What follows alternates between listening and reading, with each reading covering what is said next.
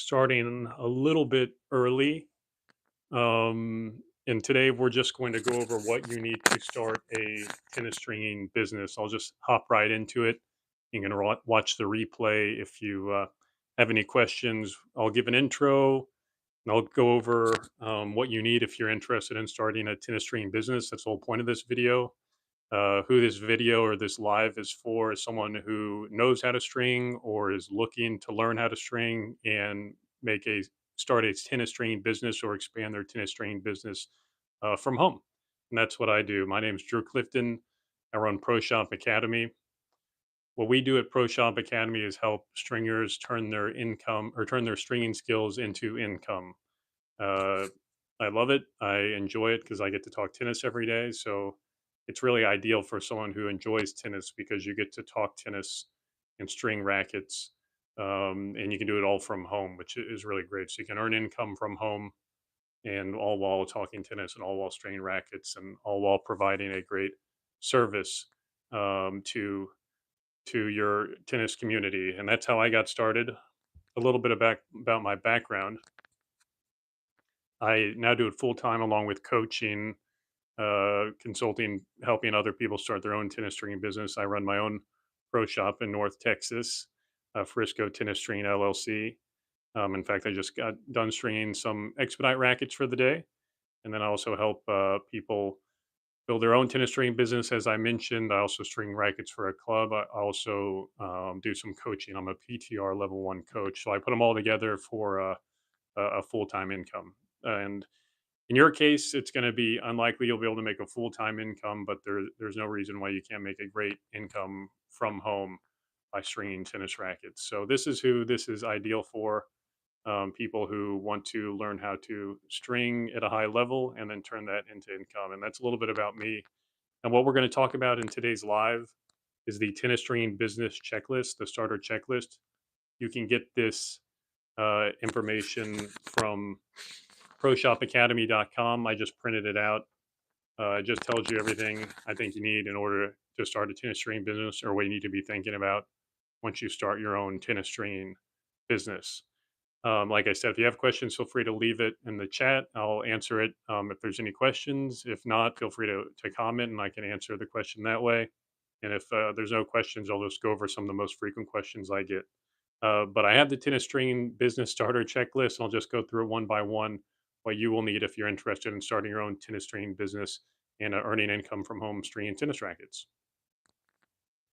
First thing you need on the checklist, big guess, tennis stringing machine. A tennis stringing machine is crucial for your business. There's three types of tennis stringing machines: a drop weight, a crank lockout machine, and this here is electronic constant pull machine. Those are the three big ones. I do not recommend using a drop weight for your business. If you're doing it professionally, which means you're getting paid to string rackets, you do a crank lockout, which it definitely can work. Just make sure you clamp it when it pulls tension, or electronic constant pull if you are stringing a lot of rackets. So those are the three main ones. I would only recommend getting a drop weight stringing machine if you are just learning how to string. The reason why I don't like it for professional purposes, it uses floating clamps. You don't get the exact tension. And if you're stringing at a high level, you want to be able to get the exact tension for the stringing machine. And again, if you're joining the chat, feel free to leave any questions or comments and I can answer them at the end. So drop weight is a great machine to use if you are just learning how to string with floating clamps, learning how to do the proper weaving technique. Those I looked are about $500 to $900, give or take. So I think it's a kind of a reasonable investment if you're getting serious about stringing tennis rackets or starting your own stringing business.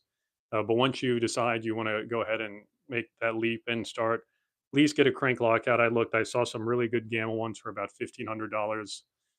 It's a decent investment, but it's one that I think is, if you're stringing a lot for yourself, particularly, or you're starting to string for other people, it could be a great fit for sure.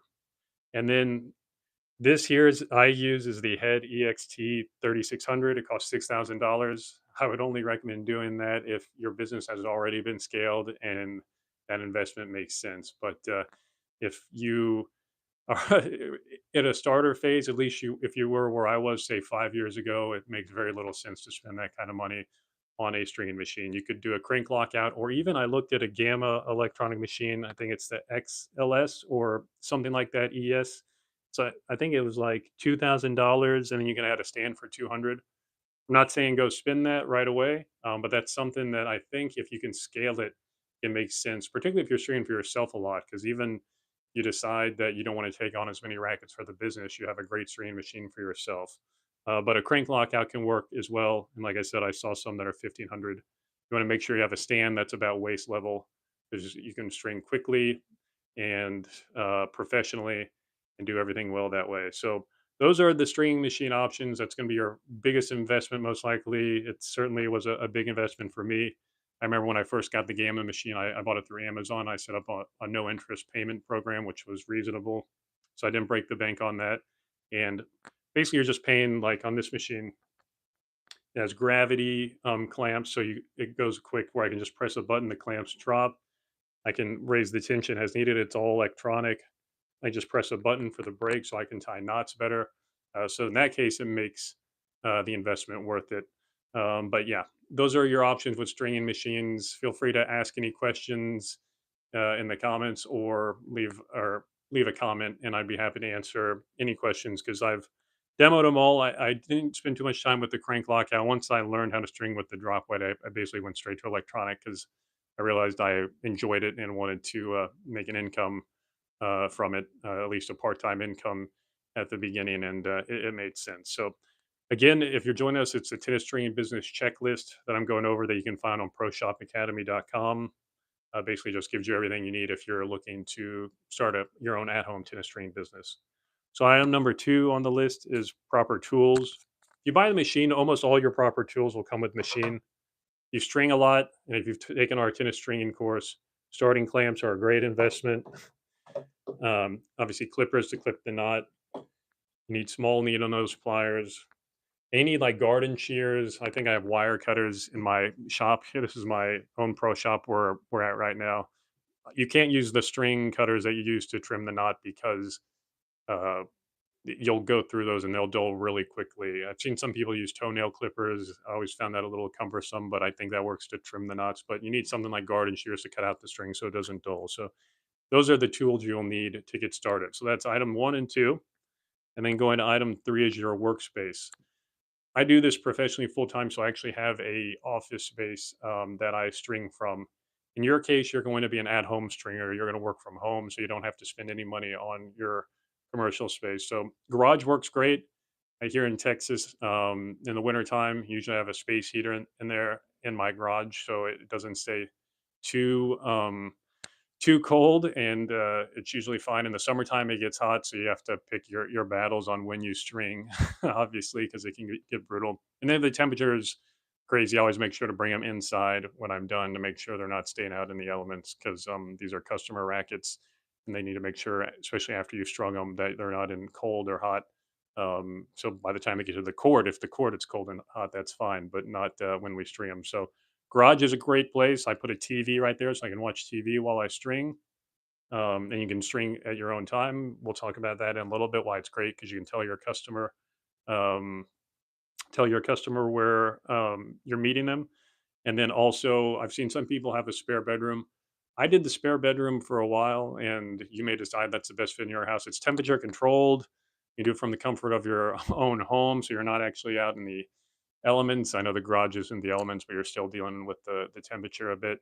My only issue is sometimes even today I got a racket that let's just say the grip has seen better days. I think it's that tarry feeling where it clearly has been in a garage or an attic, which is totally fine. I just don't really like bringing that in the house unless I have to. Some of the rackets get pretty rough if you string or if you're starting to string. Occasionally, you'll get some rackets that the overgrip and the grip have seen better days. So that's something to keep in mind. So again, it's fine if you have a spare bedroom. Just make sure if you're bringing to your house, don't put the rackets on the kitchen table or in your nice dining room. So if workplace is a the next thing we're talking about. So garage, spare room, or any place you can comfortably work from. I don't have tons of square footage here, but it's all I need. I have a closed office where I can work. My machine, I turn the beep down so it's as quiet as a machine can be. So you need the workplace, a place in mind where you can work to start your own tennis stringing business. The fourth thing on the list on our tennis stringing business checklist is skill level. Don't market your business until you feel comfortable stringing at a higher level. If you are not at that level, I would make sure to say it in plain sight. Just tell the person. Maybe you can even charge less, that you're still kind of learning stringing, and you can charge a little bit below market if there's any misweaves or if your knots aren't quite there. But once you go professional and are marketing your business, you need to make sure you do a professional stringing job. You can find out more about it if you're interested in the tennis string business success system at Pro Shop Academy. But even if not, there's tons of great YouTube videos to make sure you're stringing at a professional level. I wouldn't worry as much about time right now. I know that sounds kind of counterintuitive because time is money, but high quality is the most important part of starting it, because tennis stringing business, if I've said it once, I've said it 1,000 times, it's a recurring business. So we need to make sure we do a great job. You need to make sure you do a great job with those early people, because that's going to be the foundation. The people who play 4 times a week, 5 times a week. I'm looking at a stringing rack here. Every single person on here I have strung before. So it's a recurring thing. The person who just plays occasionally weekend or maybe a few times a year, you're probably never going to see them. It's going to be the people who play a lot. So you need to make sure you're doing a great job. Me just tells, I look for, if I give someone my racket to string, I look at the tie off knots. Are they the Parnell or the Wilson Pro knot, the two knots used on the Pro Tour that are going to be nice and flush against the frame so the polyester isn't sticking out? And then the second thing is I make sure there's no misweaves, and then also making sure there is no um, issues with misweaves, with tying off a poly on a gut, anything like that. Those just jump right out, especially if it's natural gut. I know maybe natural gut isn't used as much. I actually still use it at my shop quite a bit. I know polyester is sort of taken over, but yeah. So let's take a look here. All right. Going forward on the tennis string business checklist, the next thing you need is tennis gear knowledge. Again, you can find that in the tennis string business success system. But even if not, rackets and runners, I watch all his YouTube videos. Tennis nerd, I watch all his YouTube videos. Tencom, I watch all. It's all totally free. I know they have a paid members only video, which may be worth investing in if you're doing this professionally. But making sure your gear knowledge is good, because when someone drops off a racket to you, they will ask you a question. Today they asked, I had to deal with someone asking about grip sizes. I needed to know an answer, and if you're streaming professionally, you need to know an answer. And then they'll ask, someone will have a tennis elbow issue. The thing today, someone was just going over if they want to switch their 12-year-old from a softer multi-filament to a polyester string, or their softer polys, or something in between. So making sure your tennis gear knowledge is up to date is crucial. Going further on our tennis string business checklist, customer flow is the next one. This is the crucial part of setting up your tennis stringing business, finding a place near where you string from that you can meet customers. A local tennis court, like the parking lot, would be good. A local park would be good. Something where you're not disrupting a retail space. Most places aren't zoned for you to be able to put your residence as your business. You can't have a customer facing business in most places, at least where I live in Texas. You can't have a business out of your home unless you just work from the computer. Kind of makes sense. You don't want your house to be a place people come in as customers. So that makes sense to me, at least. So from there, you need to make sure you have a place that you can drop off, and it can be pretty simple. You can just, when you text your customers, have a place. Say, this is where I meet people. If you can do it all at one time, like 7 p.m. pickup drop offs or something like that. That way, it helps keep your costs low, and you have a designated space, and you don't have your address where you live out there in the public. It's just a place where you string from, but you can bring your rackets to a local public place, ideally public tennis courts. So keep that in mind if you're starting your tennis string business. Just think, what would be a good location I can meet people that a lot of people would come to, that you can keep your gas costs as low. Gas costs low, and that way you don't have to keep going back and forth. Maybe get all your rackets at one time. Going forward on our tennis string and business checklist that you can find at Pro Shop Academy, we are ready to be online ready. By that I mean Google is key. Google and Facebook business, I would recommend to everyone I help set up their tennis training business is where you can be visible. And it's very easy just to post on there to make sure you're visible. Google's key because you can just list service area. That way you can list your address for them to send the confirmation to it, but you can list service area. And same thing with Facebook business. So that way someone will Google you. All my new customers, almost all, if they're not referred by someone, they find me just through a Google search. You want to be very searchable on Google. So making sure you're on Google and on Facebook Business when you're ready to go public with your tennis stringing. And it's very doesn't cost anything. Very simple. You just put in your information, a little bit bio information about your tennis stringing business. So it could just be your name, and you're all ready to go. So Google is key in Facebook Business. And posting just takes a few minutes, and it's a good way to make sure when people search for a tennis stringer, they're going to find you. Going number 7 on our tennis string business checklist, or number 8, I should say, payment ready. You can go on Square and get a Square card where you can just use your smartphone to collect card payments. There's a transaction cost on it all. I'm sure there's probably another one, card reader that can charge less. But in this case, I haven't really found anything. Leave in comments below if there's a card reader out there that charges less than Square, but that's what I use. They take a cut. So I've thought about adding a charge on it, but right now all prices are the same, which is a little bit unfortunate because I also would recommend accepting Zelle and Venmo. I'm sure whatever bank you use, probably you could set up your Zelle, Venmo, you can connect to it. There's a Venmo business account that you can set up and just link it directly to your bank. We're not going to talk today about setting up a different business checking account because I think that starts once you figure out that this is for you and once you start making enough money, then it makes sense. But in the meantime, just making sure you keep track of all the income you make tennis stringing because it is taxable. So just making sure if it goes in your personal checking account, just know that $30 deposit was from tennis stringing, and that way you can keep track of it for tax time. Just a few more things, and we will wrap it up here. Time commitment, decide how many hours you want to spend stringing rackets. My goal for everyone is just see how quickly you can get to $100 a week. And that's if labor is $20 to $25, that's 4 to 5 rackets a week. That's the goal starting out. So figure out how much time you want to dedicate to it. I know someone, they're actually a college student. They actually only string on Saturday and Sunday. So Monday through Friday, they do no stringing. And Saturday and Sunday, they do a lot of stringing. So they usually spend about 5 to 7 hours a week stringing, but it's just on Saturday and Sunday. And they can actually charge a little bit more because they only do expedites.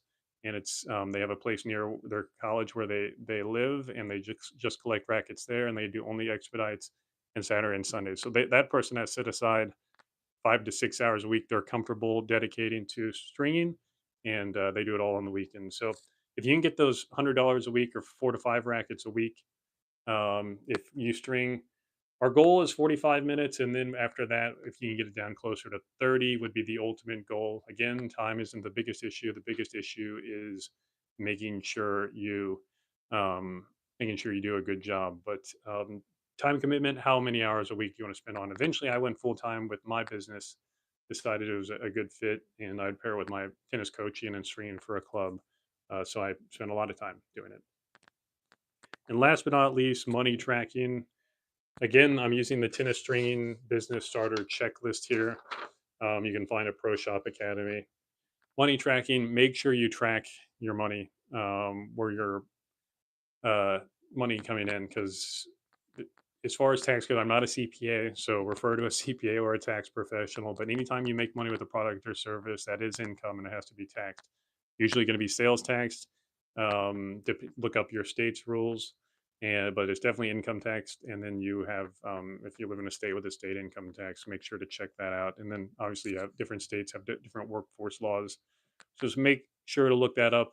I've found it's not a huge deal as long as you track it, and if you spend any money on strings, you can track that, and then you have your business profit revenue minus however much it costs. Same thing with gas to collect the racket. So make sure you're tracking your money from the get go, how much you're being paid to string tennis rackets, because once you're being paid, it's no longer just a gift. It's actually you're making income. So again, this is the tennis stringing business starter checklist. I'm Drew Clifton here from Pro Shop Academy. I'm going to go ahead and take some questions here. I'm going to look at the chat to see we have any questions. If not, I'm just going to go ahead and go through what I see and then a few that come up a lot. So the first question that comes up a lot is how much can you expect to make stringing tennis rackets? I never am comfortable guaranteeing you will make this or what you will do that, but you can get to $100 a week. That's 4 to 5 rackets. I think that is a great foundation to start at. Just 4 to 5 rackets a week. It takes you 30 to 45 minutes a racket. It's very little time commitment, and I get you $100 a week, about $400 a month. That's pre-tax revenue. Again, if we do everything right, your income and revenue won't be too big of a difference because we're going to keep your costs nice and low as best we can. So if you get to that $100 a week, $400 a month, I think that is a great foundation to see if you want to scale it even more. So that is my goal starting off with everyone. How quickly can you get to $100? I got to that just by coaching. I was on the court a lot, and people would give me rackets when they knew I knew how to string those, even before online presence and scaling it. Second question: do you need to get certified? I did get the USRSA Master Racket Technician. I'm not sure too many people care about it, to be honest with you. I think I've seen great stringers who don't have it. I just like it because to me, it just makes people feel a little bit better that I went and got the certification. So the United States Racket Stringers Association has a certified stringer and a master racket technician certification. I got it just so I can say I got it. To be honest with you, like everything you learn just by doing mainly. Most of the things I learned just by trial and error, just by reps.